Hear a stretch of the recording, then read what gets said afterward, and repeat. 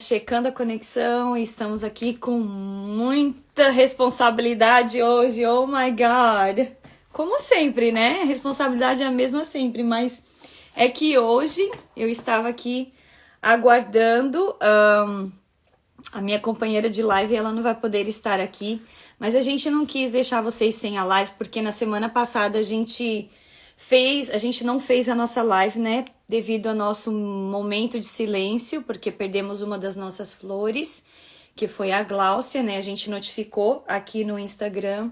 Então a gente sempre faz esse momento de silêncio, né, em respeito à família, né, e em respeito à pessoa que a gente conviveu, que a gente amou. Mas nós estamos aqui nessa semana e nós íamos fechar o livro Quando Jesus Encontra uma Mulher hoje, mas infelizmente a Ju teve uma emergência, ela não vai poder estar aqui comigo, né? E vocês vão ter que me aguentar sozinha por aqui. Sinto muito, a culpa não é minha, sinto muito, né, Pri? A Pri já tá chegando aqui.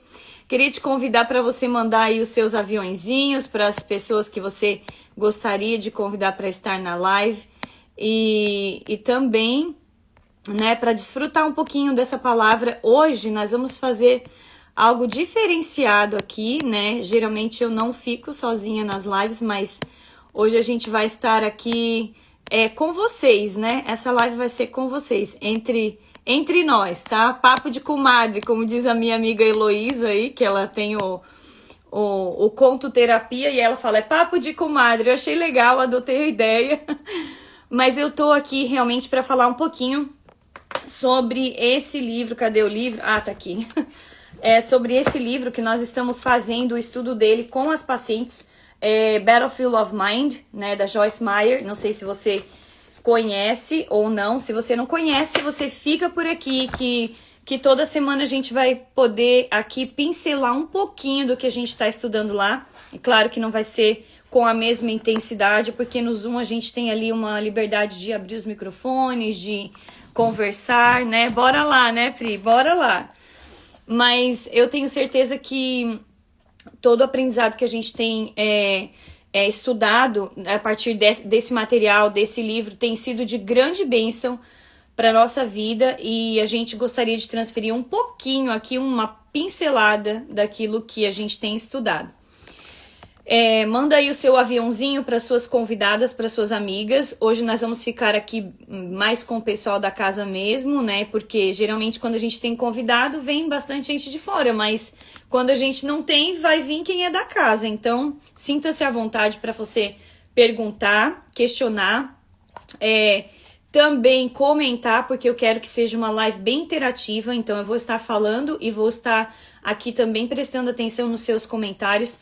Eu coloquei a nossa camiseta do Safe Place que fala lá Romanos 12:2, né? Que tem uma borboleta de um lado e no outro lado o versículo que fala não vos conformeis, né? Não vos amoldeis com os padrões deste mundo, mas sedes transformado pela renovação do vosso entendimento.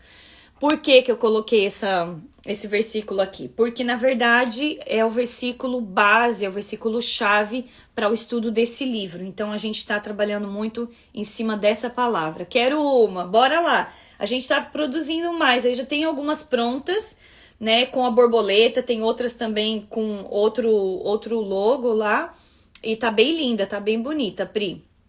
Bom, gente, vamos lá, pra gente não demorar muito, vai ser uma live mais breve, eu não quero estender muito, né? Tem no site? Não, a gente ainda vai colocar, a gente precisa tirar tempo para colocar no site, para vender, né? A gente já tem o e-commerce pronto e tudo, mas falta aí tirar as fotos e aquela coisa toda, né? Mas a gente tá trabalhando em cima disso, a gente é pequenininho, né? Aí fica fazendo tudo aos poucos, uma coisa de cada vez, mas a gente chega lá. Bom, gente, a importância da mente, né? Vamos começar pela importância da mente, porque, na verdade, é sobre isso que o livro trata, da renovação da mente. Então, eu queria conversar com vocês sobre essa importância de a gente posicionar a nossa mente, sabe? Como que vai posicionar a mente? Mas do que você está falando, Josi? Estou falando posicionar a mente mediante a uma circunstância difícil. Posicionar a mente mediante um diagnóstico difícil. Posicionar a mente mediante algo que foge do seu controle, né? Então, como que a gente faz para ter a nossa mente posicionada? Essa é a parte mais difícil, principalmente eu acho que mulher, né? Mulher é um caso sério. Eu falo que a gente tem os fios todos desencapados aqui dentro da cachola e aí quase que dá circuito quando a gente fica nervosa. Se não for o nosso amigo Espírito Santo, a coisa fica feia, de verdade. Pois bem, a importância da mente. A gente começa aqui introduzindo, né? A Ivani tá aqui. Para quem tá chegando agora, nós estamos falando sobre o livro do Batalha no Campo da Mente agora, tá? Hoje. Nós íamos fazer a última live do outro livro, mas a gente teve um imprevisto. Minha convidada não pôde vir, então eu vou já introduzir esse livro, que é o que a gente está estudando no momento com as pacientes, tá? Começa aqui falando, porque as armas da nossa milícia não são carnais, e sim poderosas em Deus para destruir fortalezas, anulando sofismas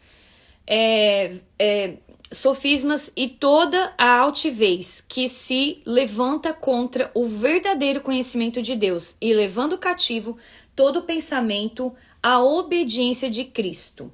2 Coríntios 10, do 4 ao 5. Batalha no campo da mente. Joyce Meyer, isso mesmo. Obrigado, Pri. Eu vou até fazer um pin aqui, porque daí já fica aqui no comentário. Quem entra já vai vendo do que a gente está falando.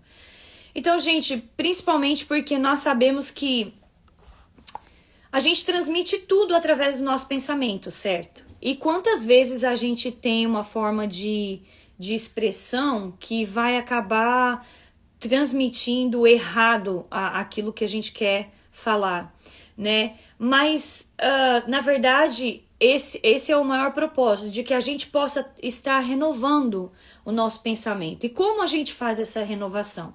A gente vai ver que aqui no livro, ela traz aqui 2 exemplos sobre José, sobre Maria. Vou entrar nesses exemplos que são um casal, né? Que ela usa como exemplo para falar como que as coisas acontecem também conosco, porque José e Maria, eles são pessoas como nós, né? Então, ela coloca assim que no livro de Provérbios 23 e 7, tá? Tiago, ele diz que porque como um homem imagina no seu coração, assim ele é.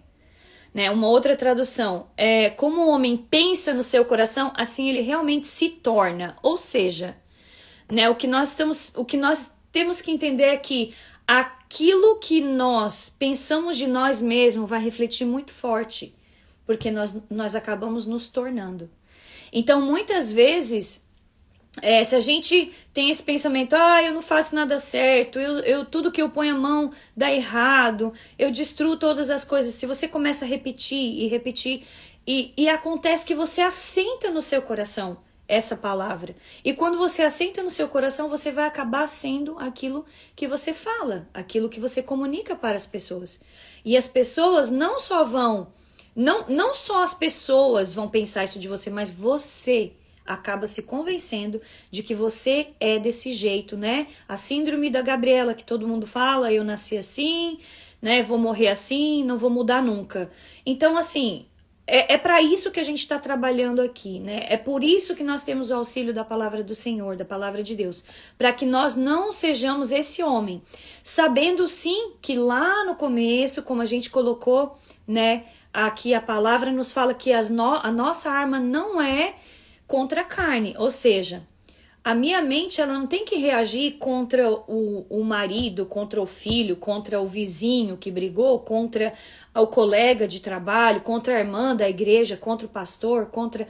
Na verdade, gente, nós estamos aqui e nós precisamos assumir essa postura de que nós passamos por batalha espiritual. A partir do momento que o cristão enfrenta a sua vida entendendo que ele está num campo de batalha, ele vai conseguir ter a estratégia do Senhor para vencer todas as batalhas, uma de cada vez, né? Porque nós não somos autossuficientes, nós precisamos da ajuda que vem do alto, né? Não da autoajuda, mas da ajuda que vem do alto. Então, nós submetemos o nosso pensamento, por isso que fala aqui, ó, levando cativo todo pensamento à obediência de Cristo, ou seja, eu penso segundo a palavra me direciona. E isso vai fazer com que o meu pensamento ele seja levado diretamente ao Senhor Jesus. Se ele agiria desse jeito, eu vou tratar o meu pensamento dessa forma. Eu vou agir como ele agiria, eu vou fazer como ele faria, né? A mente é a líder, né? Ou isso é grifo da Joyce Meyer, tá? Que está no livro. A mente é a líder ou a precursora de todas as ações. Romanos 8:5 torna claro, porque os que se inclinam para a carne são controlados pelos seus desejos, né? Eles cogitam as coisas da carne e eles colocam as suas mentes nas coisas que gratificam o seu prazer, que gratificam a sua carne. Hoje eu ainda estava ouvindo uma palavra em que dizia que nós cristãos, lutamos contra contra uma falsa alegria. E quando nós admitimos essa falsa alegria na nossa vida, nós rejeitamos a santidade. Por quê? Porque tudo que implica em santificar rejeita a alegria que o mundo oferece. Então, é muito sério e é muito, perigoso brincar com esse negócio. Mas a gente tem que ser feliz. Porque o cuidado é que muitas vezes a felicidade que o homem busca, ela vai de encontro à santidade que Deus quer do homem. Então, por isso a gente precisa sempre ter esse cuidado. E a mente, ela vai liderar as nossas ações, né? É a mente quem lidera as nossas ações. Ou seja, quando a gente está inclinado para as coisas da carne, o nosso espírito ele fica totalmente diminuído. E tudo aquilo que é da carne, que provém da carne, vai aumentando. E o que acontece? A gente está sempre insatisfeito e vai afastando de nós a santidade também. Muito cuidado com isso, né? As nossas ações são resultado direto dos nossos pensamentos e a gente sabe disso, né? Se tivermos uma mente negativa, vamos ter uma vida negativa. Se por outro lado a gente renovar a nossa mente de acordo com a palavra de Deus, nós vamos provar na nossa experiência que está escrito em Romanos 12:2, a boa, agradável e perfeita, vontade de Deus para nós, né? Então, o livro, a gente deu uma introdução aqui básica na primeira parte que fala sobre a mente, né? Coríntios 10:4 indica claramente que nós devemos conhecer suficientemente bem a palavra para ser capaz de comparar o que está na nossa mente com o que está na mente de Deus. Então, veja, como que eu consigo entender, né? A gente vai falar sobre a mente de Cristo nesse livro, tem um capítulo só sobre isso também, sobre a mente de Cristo. Como eu consigo entender a mente de Cristo, a forma que Cristo pensa, se eu não tenho acesso à palavra, ou se eu não leio a palavra? Eu não estou nem falando de estudar, né? Porque estudar a palavra é maravilhoso, mas nem todo mundo tem tempo. Mas ler a palavra, meditar na palavra, fazer o seu devocional, ter todos os dias uma anotação de uma palavra que vai te ajudar a permanecer firme no seu dia, isso é essencial para você ter respaldo dentro de você e para você entender a mente de Cristo. Então, começa por aqui. Qualquer pensamento que tente se exaltar a si mesmo, além da palavra de Deus, ele deve ser lançado fora, né? E logo levado cativo a Cristo. Ou seja, Senhor, eu entrego essa minha falha. Porque quando nós nos exaltamos a nós mesmos, nós estamos diminuindo o próprio Jesus. Nós diminuímos o senhorio de Jesus na nossa vida, certo? Então, aqui a gente tem um aparato falando um pouquinho sobre a nossa mente, o cuidado, o porquê que a gente precisa dessa renovação. Todos os dias essa renovação precisa ser feita. E essa renovação ela é feita através da palavra do Senhor. Se você tiver comentário, pode colocar os comentários aí que a gente vai parar e vai conversar sobre isso, tá?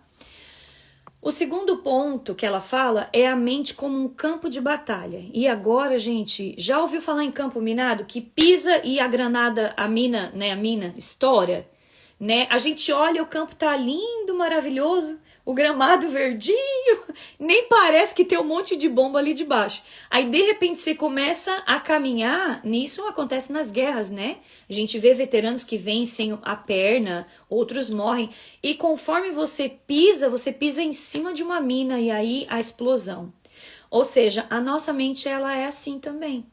Então, existem gatilhos na nossa mente que são acionados, janelas killers, como o Dr. Augusto Cury sempre fala, né, através do último estudo que a gente fez com ele, Emocionalmente Saudável, a gente aprendeu que existem janelas killers que a gente abre a partir do momento que nós colocamos para dentro da nossa mente um pensamento que é totalmente negativo, é um pensamento destrutivo, é algo que vai trazer destruição sobre a nossa vida.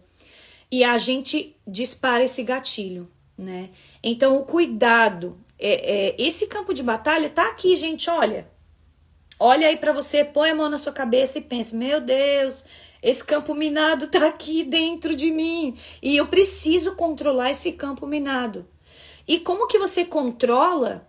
É sabendo aonde você vai pisar ou não. Você precisa detectar quais são as suas fraquezas, quais são as fortalezas que Satanás construiu na sua mente, tá? Que você vai precisar derrubar para que não haja essa explosão, tá? Então, a mente é um campo minado, porque o primeiro versículo que a gente tem aqui nessa parte do estudo é Efésios 6:12. Porque a nossa luta não é contra o sangue e a carne. Não estamos combatendo apenas contra oponentes físicos, e sim contra os principados, as potestades, contra os dominadores deste mundo tenebroso, contra as forças espirituais do mal nas regiões celestiais. Ou seja, ela colocou aqui entre colchetes, que é o grifo dela, sobrenaturais. Eu e você não estamos combatendo com uma força que é natural. E, né, eu não sei se você já viu aí algum dos seus, se você tem filho, mas eu tenho aqui, eu vejo meu menino jogando videogame, né, e ele tá ali jogando, ele tá jogando com um personagem que tá ali, é virtual, né, é mais ou menos do mesmo jeito, gente. Nós combatemos, nós jogamos, nós lutamos contra um personagem que é espiritual, que é sobrenatural, que não é visível, que não tá aqui do meu lado, que eu não posso chegar e tentar mudar essa realidade, porque eu tenho como falar com você, conversar com você. Nós estamos lutando com forças que são forças sobrenaturais. Então, quais são as armas que a gente vai usar? A gente não tem como usar a arma. Eu não posso pegar uma espada e sair por aí com uma espada na mão, né? Não posso. A arma que nós vamos usar, as armas que nós vamos usar são armas espirituais. Você já sabe disso, né? Mas são armas espirituais que vão combater aquilo que é sobrenatural. Essa passagem deixa bem situado que a gente está numa guerra, tá? É uma passagem bíblica, tá em Efésios, você sabe que Efésios trata muito de batalha, campo de batalha, então deixa muito situado que a gente está em uma guerra. Só que a nossa guerra não é contra ninguém, já falamos sobre isso, nós temos aqui um inimigo. Então vamos identificar, primeiro ponto dessa jornada, primeiro ponto dessa jornada, se você quiser fazer suas anotações, aí que nós até fizemos isso na terça-feira, é o quê? Entender que nós estamos em uma guerra, tá? O segundo ponto é identificar quem é o nosso inimigo. Satanás é o nosso inimigo. Nosso inimigo não é a pessoa que nos afrontou, não é a pessoa que falou um monte de coisa, que te desaforou, que te deixou chateado, entristecido. O nosso inimigo é um só, porque aquilo foi uma situação causada por Satanás. Né? Então, quando a gente tem esse conhecimento, você vai parar e pensar, você vai pensar antes de falar, você vai pensar antes de agir. E você não vai entrar na explosão da mina, entendeu? Então, você vai aí mapear os seus passos. E é isso que a gente precisa entender. Bom, João 8,44 fala que o diabo é o pai da mentira. Quantas vezes eu ouço pessoas, né? A gente trabalha, né, com pessoas, eu amo pessoas, né? Eu não sou muito adepta às máquinas, então prefiro pessoas, prefiro conviver com gente. Mas a gente também precisa aprender, né? Conviver com gente. Mas quantas vezes eu ouço uma pessoa que vem até mim e fala assim: ah, eu sou uma péssima mãe, eu faço tudo errado, eu não gosto, né? Eu me sinto uma serva que não sou fiel, eu me sinto uma hipócrita, e vai falando. E aí eu queria dizer para você que essas são as fortalezas que Satanás constrói na nossa vida. Mas eu sou uma pessoa tão debilitada, eu não tenho condição de fazer a obra, de servir, porque eu não tenho capacidade, eu não tenho entendimento, a minha mente não alcança isso, a minha mente não consegue aprender aquilo. São fortalezas que Satanás ele vai criando na sua mente para que você se sinta barrada, para você não fazer realmente, não cumprir o propósito que Deus tem na sua vida. E como que essas fortalezas são criadas? Nós vamos ver um pouquinho mais à frente aqui. Mas a gente vai ver agora, né, que Satanás, ele vive ao nosso derredor, porque ao nosso redor estão os anjos do Senhor, não é mesmo? Então, ao nosso derredor, ele ouve o que eu estou falando nesse momento. Ele sabe o que eu estou comendo, ele conhece as pessoas com quem eu me relaciono. Ele vê quando eu me sinto desapontada com alguém que me machuca, que me magoa. Ou seja, ele nos conhece também. Então, nós estamos lidando aqui com alguém que conhece os nossos pontos fracos, né? O nosso ponto fraco. Então, esse é um dos maiores cuidados que a gente tem que ter. Por quê? Porque, na verdade, Josi, mas como a gente vai fazer? Não vai fazer. Você é que precisa demolir as fortalezas e não acreditar naquilo que ele vai contar como mentira para você, porque ele vai contar. Ele vai tentar te enfraquecer, vai tentar te desencorajar. Só que nós temos um Deus que é acima de todas as coisas. Então essa é o good news, né? A boa notícia, a boa nova é que Deus, ele é acima de todas as coisas. E o poder de Deus é tão maior, né, do que esse poder aí que a gente está falando, que é tão menor, né, que não tem, nós temos a cobertura do nosso Deus, mas por isso existe uma grande necessidade de a gente permanecer continuamente conectado à palavra de Deus, ok? Demolindo as fortalezas é o nosso próximo tópico, tá? Como é que a gente vai destruir todas as coisas, todas as barreiras que foram construídas na nossa mente, né? Essas fortalezas, essas fortalezas que são construídas são estabelecidas de uma forma bem a longo prazo. Nem sempre as fortalezas são construídas de ontem para hoje, tá? Geralmente existe um tempo aí, e Satanás ele tem muita paciência para fazer isso, sabe? Ele tem muita paciência para lidar com a sua mente, com a nossa mente. Então ele vai aos poucos, ele vai fazendo numa área, ele vai te aprisionando aos poucos com uma mentira da sua infância, com uma mentira em uma situação de um trauma em que você foi um abuso. Muitas vezes é através de um abuso, muitas vezes é através de uma rejeição, muitas vezes acontece através de traumas que você passou ou passa na infância, bullying. Quantas vezes, né, a gente na escola é taxado? Eu me lembro que uma vez, na 4ª série, uma professora bateu com a régua nas minhas mãos, né, e aquilo porque eu não dei conta de copiar a matéria do quadro. E aquilo caminhou comigo por um tempo, e são coisas que nós achamos que não fazem diferença, mas num determinado tempo Deus falou para mim que eu tinha medo de avançar, de ensinar, de falar, de me expor por causa desse trauma que eu passei. Porque quando ela perguntou por que eu não tinha copiado, eu não soube responder, mas porque eu era devagar mesmo e eu não dei conta de copiar. Então, quer dizer, foi um ponto lá no passado, algo que aconteceu lá atrás, que trazia aí uma fortaleza na minha mente, que eu achava, não vou dar conta, não vou conseguir, e eu tenho medo de levar a reguada. Então você fica vivendo em função dessas situações, dessas fortalezas que são criadas, que acabam te dominando, né? E escravizando a nossa forma de pensar, tá? Não é que te escraviza como pessoa, mas escraviza o seu pensamento. E se escraviza o seu pensamento, automaticamente a sua reação vai estar presa naquele pensamento. Você não vai fazer porque você tem medo. Por exemplo, a gente ouve vários alunos que eu trabalhei com alunos por muito tempo e eu via os alunos dentro da sala de aula desempenhando um ótimo trabalho. Eles tinham muitas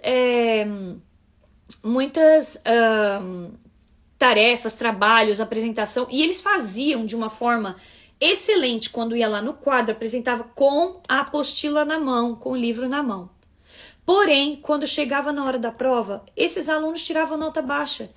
E eu ficava sem entender, eu falava, meu Deus, como pode ser um aluno super ativo dentro da sala de aula, os trabalhos deles são excelentes, né? E aí eu sentava para conversar e eu ouvia o relato de muitos alunos dizendo, é que na hora da prova me dá um branco, professora. Na hora da prova eu não consigo lembrar de nada, eu estudo, eu até sei, mas na hora da prova me dá um branco.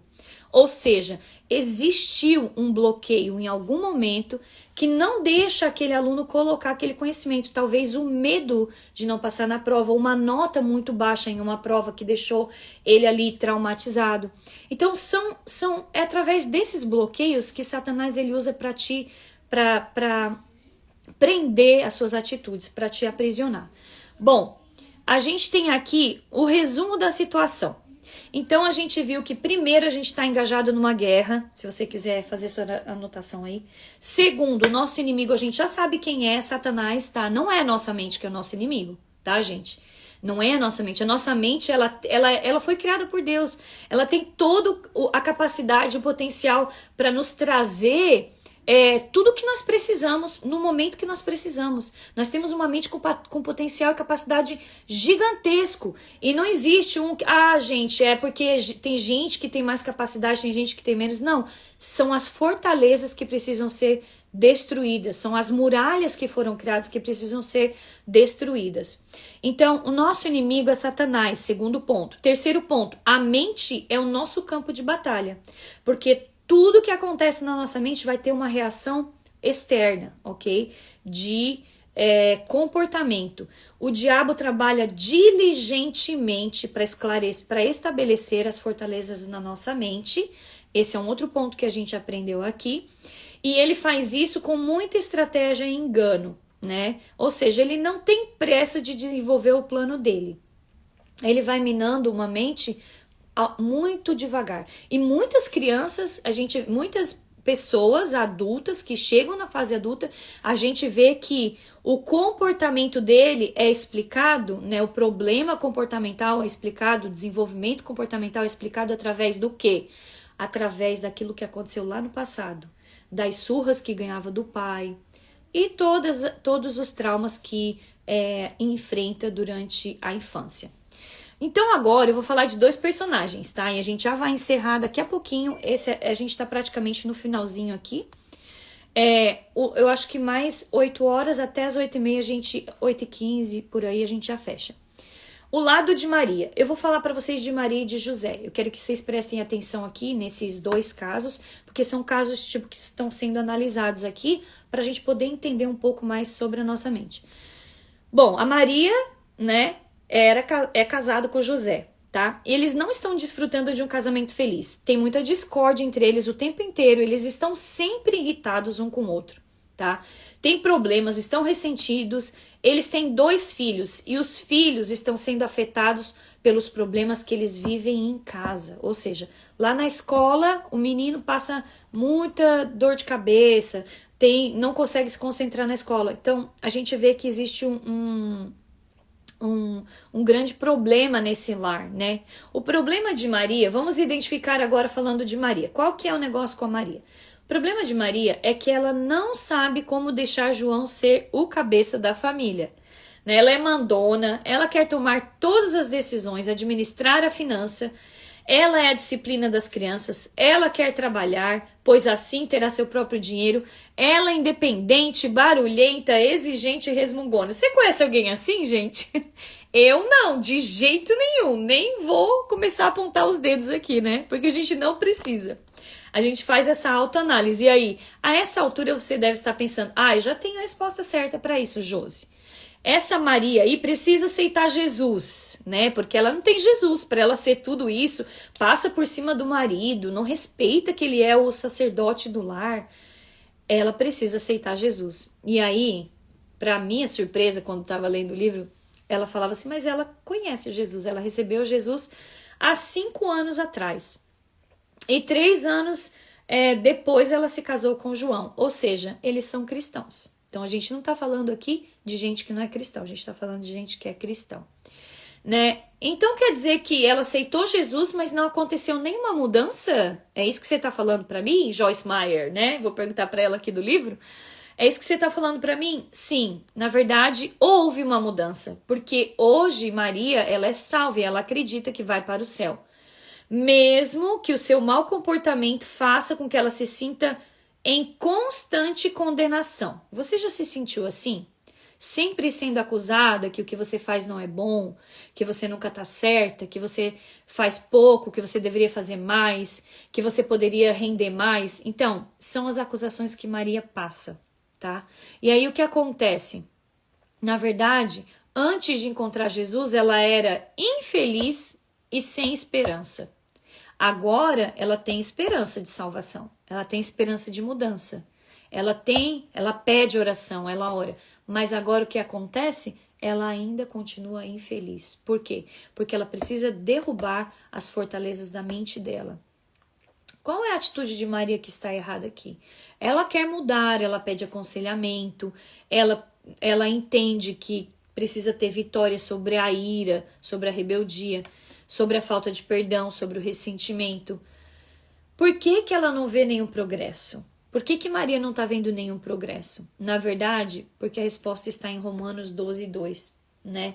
Não se conforme com as coisas desse mundo, mas busque a cada dia, né, ser transformado pela renovação da sua mente. Ou seja, a gente entra num ritmo de vida tão corriqueiro, e a gente vai fazendo tudo no piloto automático, todos os dias. A gente levanta, faz o café, atende as crianças, sai para o trabalho, trabalha o dia inteiro com a cabeça naquilo que a gente está fazendo, volta para casa, tem que dormir, tem que pôr as crianças para dormir, aí no outro dia levanta, a mesma rotina. Existe nessa rotina espaço para uma renovação de mente? Uma renovação da mente, eu te pergunto. Na sua rotina, você tem um espaço, um tempo para que a sua mente seja renovada?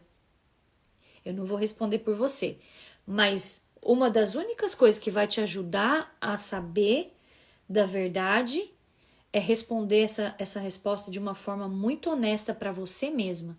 Sempre que você omite algo para você mesma, você está vivendo um sofisma, que é aquilo que a gente viu lá no início do livro, né? Que são fortalezas construídas baseadas em mentiras, né? Então, responda a verdade. Você tem tirado esse tempo para que a sua mente seja renovada? Como que você tem feito isso? O que você tem buscado para que sua mente seja renovada? Um pouquinho, 5 minutos no dia, 10 minutos no dia, né? Você precisa criar estratégias para isso. Uma das maiores estratégias é a palavra de Deus. Ela é a maior arma, sabe? A palavra de Deus, a oração e o louvor. São 3 das maiores armas que nós temos para quebrar essa rotina.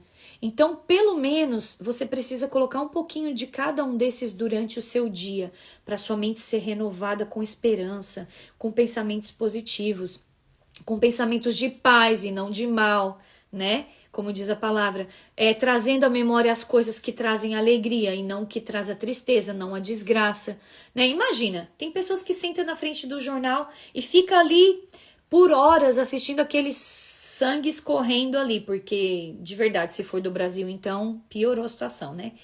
Aí você fica assim, meu Deus, você sai dali, a vontade é dizer, Jesus, volta logo, porque, né, a gente quer logo morar com Jesus rapidinho, porque a gente nem quer ouvir mais tanta desgraça. Então, quer dizer, aquilo te trouxe renovo para tua mente? Qual a consequência daquilo que você está colocando sobre os seus olhos? Né? A palavra de Deus fala para que a gente tome cuidado sobre isso, sobre o que a gente tem colocado sobre os nossos olhos. Amém? Então, uma das coisas que Maria faz, ela tem fortalezas na sua mente. Sabe por que a Maria age assim? Que ela não deixa o marido dela ser o sacerdote do lar. Sabe por que a Maria age desse jeito? Ela é mandona, resmungona, tudo isso? Porque Maria teve um pai extremamente dominador. Existe uma história. Todo problema de comportamento, existe uma história por trás. Maria teve um pai que foi totalmente dominador, controlador, que espancava ela frequentemente, tá? Quando ele estava de mau humor, ele brigava com ela, ele despejava em cima dela os problemas dele. Então, na verdade, ela sofreu sem ajuda nenhuma, né? Enquanto o pai dela maltratava tanto ela quanto a mãe, mas o irmão que ela tinha era tratado como um rei. Por quê? Porque era homem, ou seja, o pai dela tinha problema, né? Aí a gente conhece o famoso machismo, mas a gente sabe também que é porque com certeza esse pai também foi criado de uma forma bruta, né? E ninguém, gente, ninguém dá aquilo que não tem. Eu não posso dar a uma pessoa o amor que eu nunca recebi. Só que quando nós conhecemos a Jesus como nosso único, suficiente Salvador, nós tomamos posse do amor de Deus. E quando você toma posse do amor de Deus como filho, você consegue entregar o amor de Deus para outras pessoas. Por isso é muito importante a certeza de que você tem Jesus na sua vida como único, suficiente Salvador. Porque você está afirmando que conhece o sacrifício dele na cruz para te salvar. Então você toma posse daquele amor. Quando você toma posse desse amor, você vai poder amar a outras pessoas, porque o amor dele vai fluir dentro de você. Principalmente uma pessoa assim. Mas é necessário que, além disso, além de tomar posse desse amor, você entenda que essas barreiras foram construídas na mente de Maria. Então, na verdade, sabe como que ela falava? Ah, homem é tudo igual. Eles pensam que são alguma coisa, eles são todos iguais, a gente não pode confiar neles, eles sempre vão tirar vantagem de você. E a Maria foi construindo, e o Satanás foi construindo essas... Maria, homem é tudo igual, homem faz tudo do mesmo jeito, homem vai sempre mandar em você, homem vai sempre te maltratar, homem... E aí, eu te pergunto, são ou não são fortalezas? São pensamentos que foram lançados para dentro da mente de Maria. E o que ela pode fazer para destruir esses pensamentos? Ela vai precisar se levantar, reconhecendo primeiro que ela precisa de ajuda. O primeiro passo é a gente reconhecer que a nossa mente não está sendo renovada. Por isso que a gente está andando, sabe o rato no moinho? Que ele anda em círculo assim? Por isso que na nossa vida o círculo está acontecendo. Né? Então, por isso que Deus precisa renovar a nossa mente. Nós precisamos abrir a nossa mente para receber o renovo de Deus. Né? E, consequentemente, a mente de Maria estava resolvida. Quando eu for embora dessa casa, ninguém mais me dá ordens. Era isso que ela pensava quando ela era solteira, ainda antes dela casar. Satanás já estava promovendo uma guerra no campo de batalha lá na mente de Maria. Repita esses pensamentos vezes e vezes em sua cabeça, umas 100.000 vezes, mais de um período de 10 anos, e veja se você está pronta para se casar e se transformar em uma esposa que seja doce, adorável e submissa. Gente, isso é muito sério, sabe? É muito sério, porque foi o que ela viveu a vida inteira, por mais de 10 anos.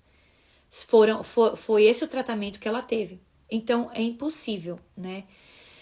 Aí, uma das nossas maiores armas, que é a palavra, que a gente já falou isso. Se vós permanecerdes na minha palavra, né?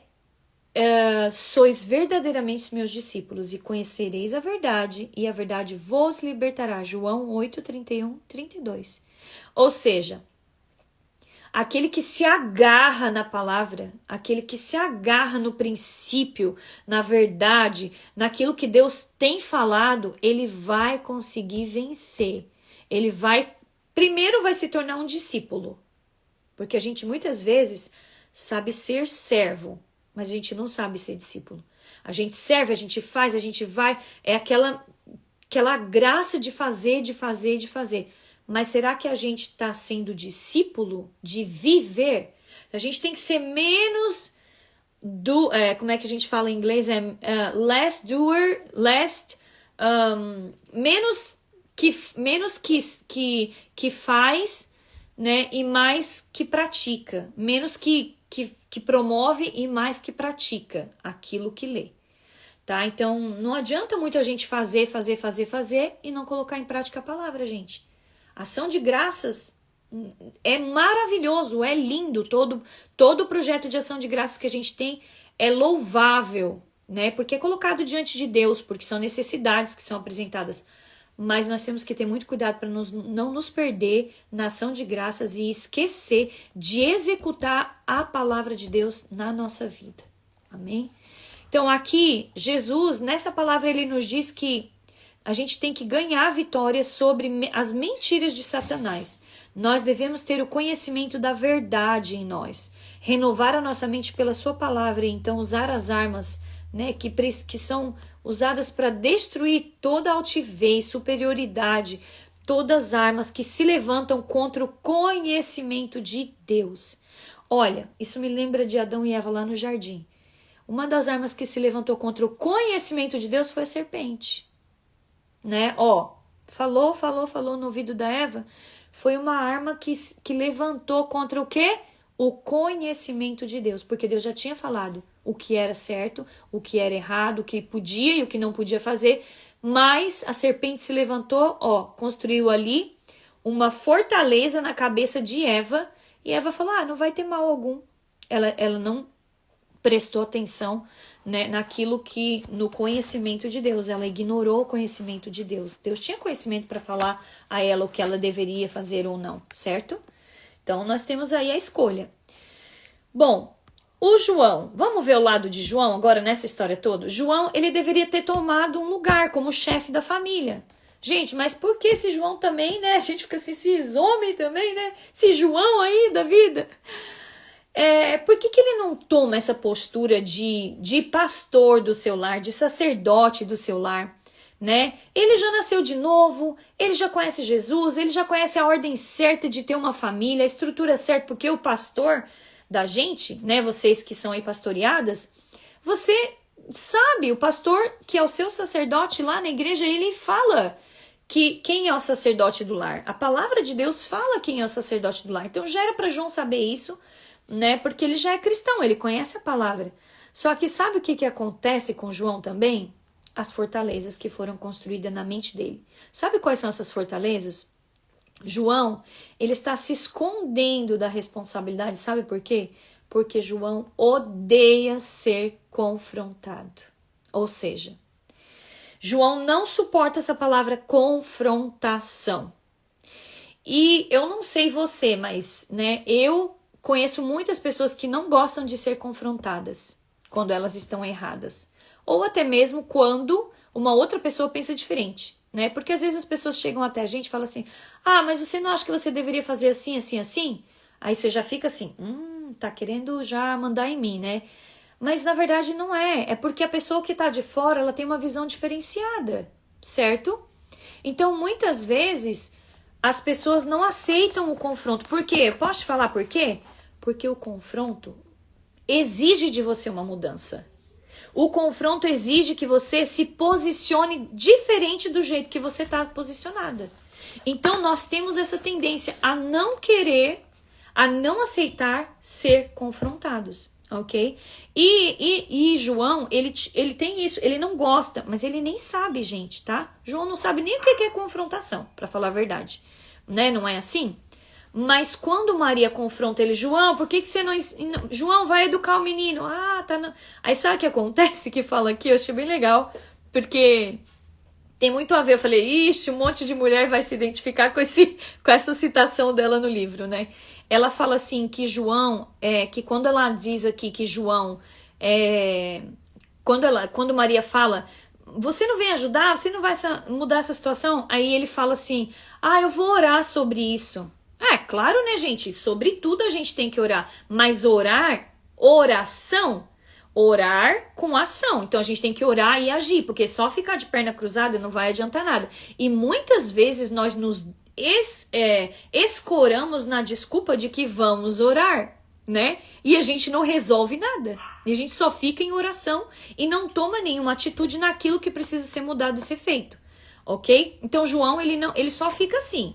Por quê? Porque na verdade ele não gosta de confrontação. Então ele foge da responsabilidade. Mas por que será que ele foge da responsabilidade? Deve ter um motivo também para João fugir da responsabilidade dele, certo? Bom, ela colocou aqui, quando ela fala que João é o sacerdote do lar, ela está falando que... eu só quero ver se os comentários estão ativados ou desativados, porque eu não estou vendo aqui entrar o comentário. Se você precisar comentar, manda aí, gente, por favor. Me para, porque eu vou direto aqui, o trem bala, né? Então, ela fala que ela não tá querendo dizer, a Joyce Meyer, né? Ela fala, não tô dizendo que ele tem que entrar dentro de casa gritando como um macho. Não é isso. Mas o homem é o sacerdote do lar. Ele é o cabeça da casa. Quando o homem não assume a sua postura de sacerdote do lar, cabeça da casa, esse lar vai ter uma desestrutura familiar. Evidentemente. Ok? Então ela diz, não é esse negócio de machismo, tá, gente? Mas eles precisam ter aí uma postura, a responsabilidade que eles precisam assumir dentro desse lar, ok? Mas aí o que acontece? As fortalezas que foram construídas em João. A mãe de João sempre falava, sabe o quê? Porque a mãe de João sofreu abuso na infância. Então, a mãe dele era dominadora e dizia sempre assim, João, você é um desastre. João, você nunca será nada na vida. João, tudo que você faz dá errado, João. Nossa, João, você, sinceramente, você nunca consegue ser igual aos outros. Todo mundo dá certo o que faz. E o que você faz sempre dá errado. Você é um desastrado, João. E o que acontece, gente? Isso gerou em João uma certa insegurança, né? E quantas vezes nós fazemos isso com os nossos filhos? E quantas vezes fizeram isso conosco, né? Então, a resposta é... Ele experimentou rejeição, né? Porque ele queria ser amigo das crianças na escola, ninguém queria ser amigo dele porque ele era mesmo desastrado. Porque toda vez que ele ia fazer uma coisa, ele colocava tanta tensão em fazer bem feito para não errar, que ele acabava sendo desastrado, né? Então, o cuidado que a gente tem que ter. As pessoas trazem consigo histórias, né? Todo mundo tem um background. O que é o background? É o seu histórico, digamos assim. É o seu histórico que vem junto com você, né? Quando você casa com seu esposo, você tá casando com background, você tá casando com alguém que tem uma história de vida. Então você não pode anular e querer que essa pessoa simplesmente seja como você. E do mesmo jeito, quando alguém casa com você, ou seu esposo casa com você, ele também precisa analisar e entender que você tem também um background. São coisas que você carrega que aconteceram ao longo da sua vida, né? Eu quero encerrar daqui a pouco. Qual é a resposta desse problema? Gente, a palavra de Deus tem resposta para tudo. Vocês estão vendo que eu tô aqui levantando os problemas, né? Eu não, a Joyce Meyer, né, gente? Eu tô só fazendo o estudo dela, tá? Vocês estão vendo aqui que a gente está conversando sobre os problemas, sobre levantando esses questionamentos, mas sempre tem uma resposta dentro da palavra. Qual é a resposta? Aí diz assim, o Espírito do Senhor está sobre mim, pelo que me ungiu para evangelizar os pobres, enviou-me para proclamar libertação aos cativos, restauração da vista aos cegos, para pôr em liberdade os oprimidos, machucados, esmagados, quebrados por qualquer calamidade, apregoar o ano aceito, né, aceitável do Senhor, quando a salvação e os seus favores graciosos de Deus abundam profundamente. Ou seja, o Senhor te chamou para anunciar que esse é o ano, vai ser um ano abençoado na sua vida. É o ano aceitável, um ano restaurador, é um ano que vai fazer diferença. O Senhor te chamou, te ungiu para você evangelizar, para você levar a palavra aos pobres, para você restaurar vidas, para você ser chamado, sabe, a atender as pessoas que estão oprimidas porque não conhecem a palavra. Você entende que isso está em Lucas 4, 18 e 19. Esse é o maior propósito de Deus para a sua vida e para a minha vida. Esse é o propósito de Deus para a vida da Maria e para a vida do João. E detalhe, gente, isso aqui começa dentro da nossa casa. Ou seja, é aqui dentro de casa que precisa começar a restauração, a atender os oprimidos. É aqui dentro. Então, quando a gente tem consciência, quando a gente toma posse dessa palavra aqui, a gente está tomando posse daquilo que Deus, do propósito que Deus tem para a nossa vida. Amém? Então, é isso que ela fala. Sempre há uma palavra de respaldo, sempre há uma palavra de cura, sempre há uma palavra de resposta. O que acontecerá com João, Maria e até os seus filhos? Como eles conseguirão? Eles são cristãos, seria uma vergonha ver o casamento dessa família fracassado e a família arruinada. Entretanto, isso é da conta deles.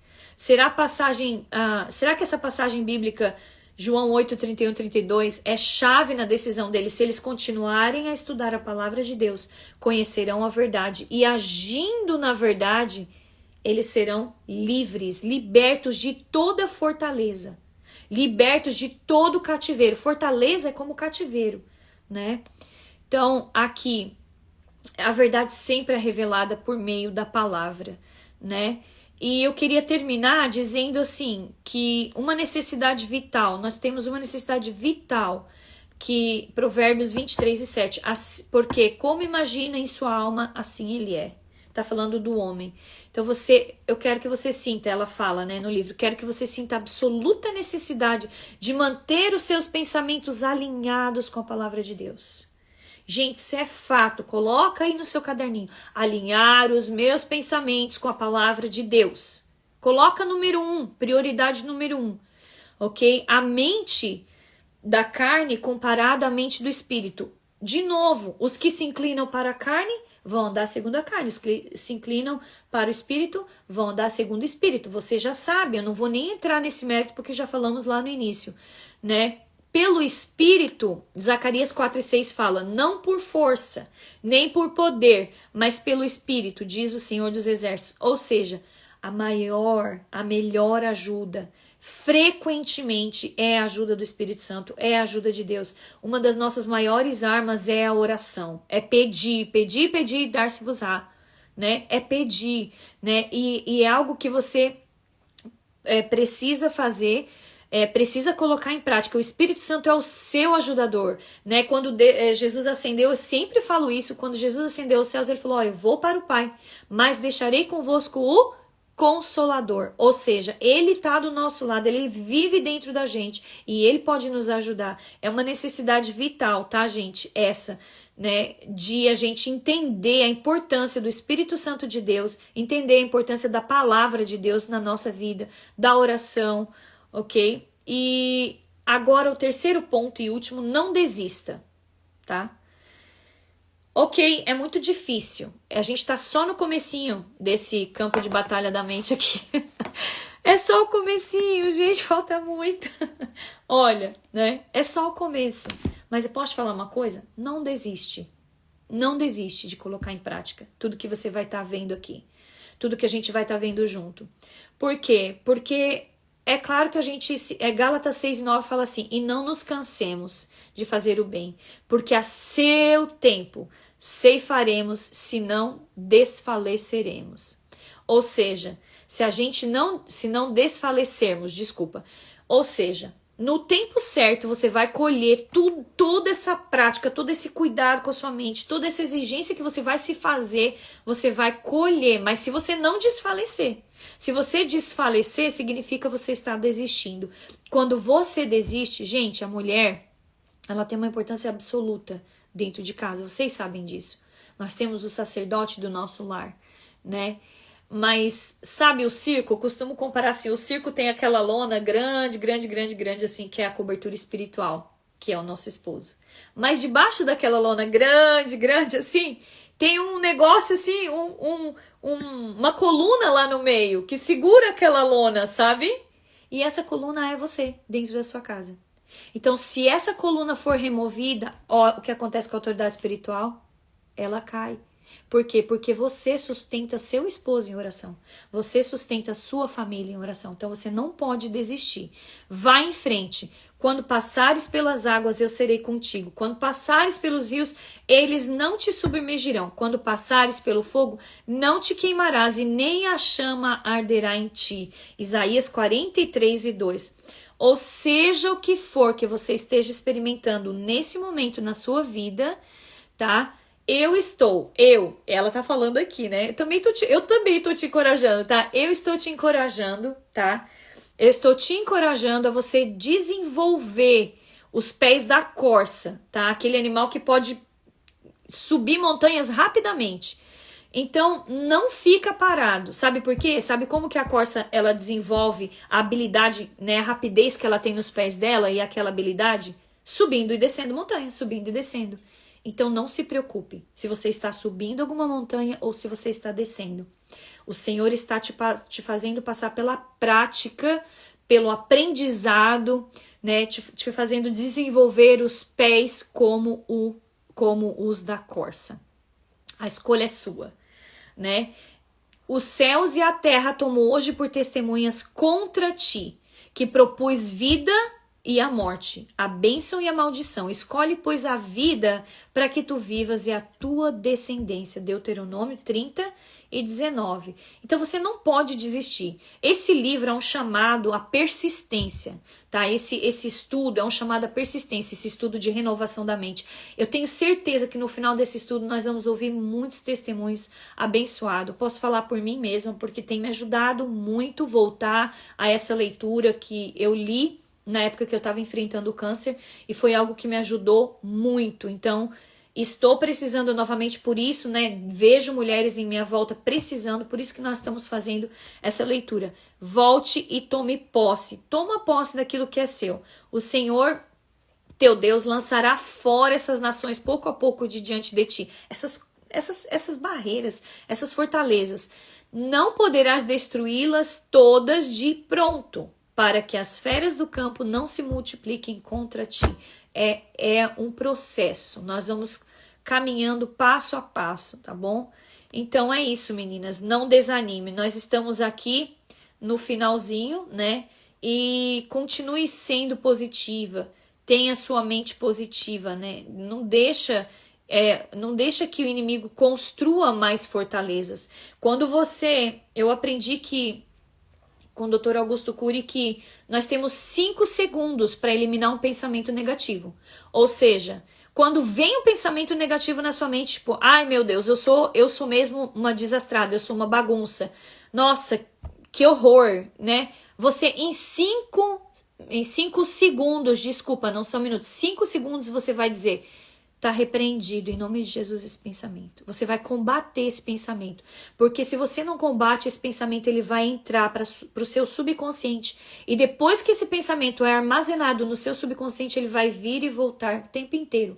Quando num outro momento que você precisar de um pensamento que seja agradável, você não vai ter. Você vai ter essa janela killer abrindo e liberando esse pensamento. Então vamos abrir as janelas que são lights, né? Que são janelas de luz, tá? Para nossa mente, tá bom? E assim a gente vai trabalhando. Na próxima quinta-feira a gente vai falar um pouquinho mais sobre os próximos capítulos. E rapidinho, é 1 horinha só de live. Então, traz quem você acha que precisa ouvir um pouquinho disso pra cá. Eu tô passando por aqui, pelo Instagram, porque muitas meninas não conseguem fazer na terça-feira a live. E aqui vai ficar salvo no nosso canal de YouTube, então você tem acesso também por lá. Tá bom, meninas? Comenta lá depois no Instagram, ou comenta por aqui embaixo da live, vai ficar salva. Se você gostou do conteúdo, se você acha que tá legal, se você as dúvidas que você tem. E a gente vai tentar sempre aqui, né, sempre sobre a luz da palavra, esclarecer cada vez mais um pouco desse assunto que é tão importante para nós, tá bom? Um beijo, Deus abençoe sua noite, tenha uma noite abençoada para sua casa e para sua família, em nome de Jesus.